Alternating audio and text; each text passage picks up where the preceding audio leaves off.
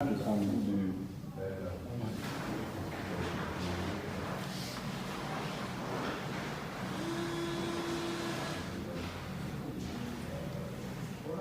premier truc qu'on a fait, c'était d'abord un petit film que j'avais fait à l'école avec des personnages qui étaient récupérés à gauche et à droite, de personnages de ferme et des cow-boys des Indiens.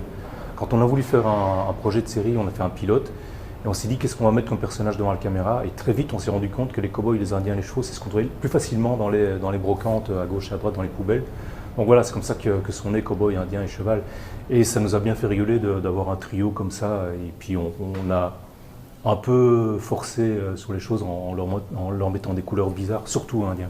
C'est le troisième 26 minutes qu'on fait. Après avoir conçu le deuxième, on s'est dit une année scolaire d'enfants s'enchaîne. Donc le premier, ce serait la rentrée des classes. Après, il y aurait les vacances de Noël. Et puis le troisième, ce serait la foire agricole, où c'est les examens de fin d'année. Ils échouent, ils passent en deuxième cesse et puis les vacances. On va donc filmer des intermédiaires entre les trois épisodes pour les relier entre eux et faire un film qui puisse sortir aussi au cinéma si on veut. Ouais, l'idée c'est vraiment de faire un voyage dans l'univers de cow-boy indien pendant 1 heure. Alors entre le long métrage, la série qu'on avait fait et maintenant les 26 minutes qu'on fait, on s'est dit bon allez, on va se décider que maintenant les cow-boys indiens c'est des gosses. Ils vont à l'école, ils veulent aller en vacances.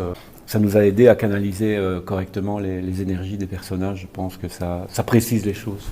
La grande différence par rapport à leur début, c'est que maintenant, c'est clairement des enfants. C'est-à-dire qu'on a ciblé un public enfant. D'ailleurs, ça nous a ouvert beaucoup d'autres portes. Et on a remarqué que ça ne nous coupait pas non plus notre public adulte traditionnel. En fait, on se rend compte qu'on aime bien les thèmes du cinéma fantastique. Cette fois-ci, ils vont faire un voyage dans le temps. Ils ont trouvé un tutoriel sur Internet qui leur explique comment voyager dans le temps et ils le font. Après, on peut imaginer tout ce qui peut se passer avec Cowboy Indien dans la mesure où ils remontent dans le temps. On ne vous dit pas si ça marche ou pas. Mais c'est pour une bête raison en plus. C'est un peu le concept de Cowboy Indien, c'est qu'ils mettent en place des énergies plus puissantes que n'importe quel... Oui, c'est ça. C'est extraordinaire pour finalement...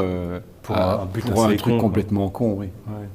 À chaque fois, on se fait plaisir avec un gros décor. Et puis ici, c'est effectivement la foire agricole, c'est la foire du Midi, mais version animaux. En fait, ils ont gagné des tickets pour aller à la foire agricole, qui est l'équivalent des plus grands festivals du monde dans la matière agricole.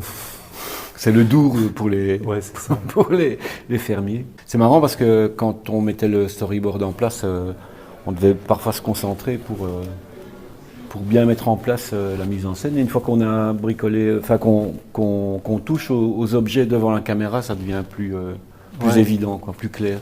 On travaille toujours avec plus ou moins 5 plateaux, 3 animateurs, 2 plateaux qui se préparent pendant que 3 tournent. Et ici, la durée totale de la production, c'est à peu près 6 mois. Le long métrage qu'on avait fait, c'était un peu plus d'1 an. Et ici, on peaufine plus.